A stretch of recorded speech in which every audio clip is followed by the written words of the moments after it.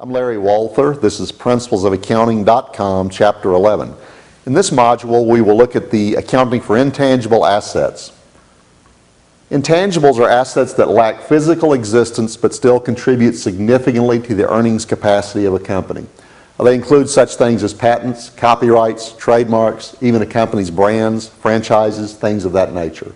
A company may develop these intangibles through their internal business processes, or they may acquire them externally. Globally, the internally developed intangibles, in some cases these are recognized where there's clear and measurable benefits to the company. The USA approach, however, is more limiting. Self-created internal intangibles are seldom recognized on the balance sheet. Intangible assets, when purchased, are recorded on the balance sheet at their cost. Recall there's even a separate category on a classified balance sheet for intangible assets. The intangible assets cost should be amortized over its useful life. We'll talk more in a few minutes about how we would determine the appropriate useful life. But bear in mind that amortization is simply allocating the cost over the useful life. In other words, amortization is to an intangible as depreciation is to property, plant, and equipment. Some intangibles may have an indefinite economic life. These would not be amortized, but they would be periodically evaluated for impairment. Let's look at an example of amortization. Mercury Pharmaceutical purchased a patent for $50,000 and estimated its useful life to be 5 years. Initially, we debit patent for $50,000 to reflect the cash paid to purchase the asset. Subsequently, at the end of each year for 5 years, you see I'm debiting amortization expense and crediting the patent. Notice I'm crediting the patent directly. There's usually not an accumulated amortization account for intangibles like there is accumulated depreciation for property, plant, and equipment. Here's an example of an impairment. First, a music download service, Inc. purchased an internet domain name for $50,000 and estimated that asset to have an indefinite life. The domain name would be recorded at its initial cost, and that $50,000 intangible asset, the domain name in that case, is not being amortized. However, perhaps after a periodic review at some subsequent date, we determine that that asset is no longer valuable to the company. Maybe its value is now no more than $20,000. This would require an entry to impair that cost. So notice that I'm crediting the domain name $30,000 and just debiting a loss to record the decline in value of that particular asset. Let's look at some specific intangibles. For example, patents.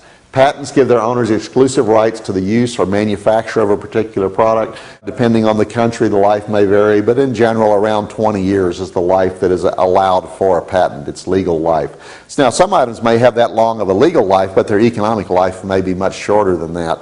Some particular new technological innovation that may last 3 to 5 years could be protected longer than that, but produce economic benefits for only that 3 to 5 year period, in which case we would amortize the cost over the shorter economic life.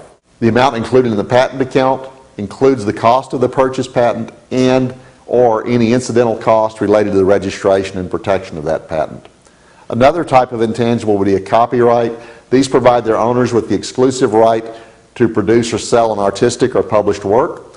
Copyright normally has a legal life equal to the life of the creator plus an additional 70 years, although the economic life is usually shorter. The economic life is the period of time over which the cost of a copyright should be amortized. Franchises give their owners the right to manufacture or sell certain products or perform certain services on an exclusive or semi-exclusive basis. The cost of a franchise can be reported as an intangible asset and should be amortized over its estimated useful life. Trademarks, brands, internet domain names generally have fairly short legal lives but can be renewed indefinitely, and as such they're viewed as having an indefinite life. So a trademark, for example, might need to be renewed every 10 years, but there's no risk of not being able to renew an established trademark, and so you would view it as having an indefinite life. You would not amortize its cost.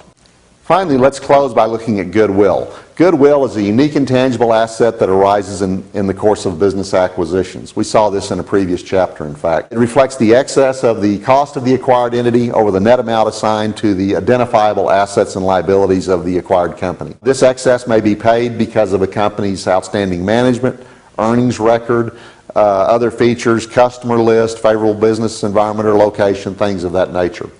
Goodwill is considered to be an indefinite lived asset, so we do not amortize its cost periodically, but we're required to evaluate, at least annually, required to evaluate goodwill for impairment.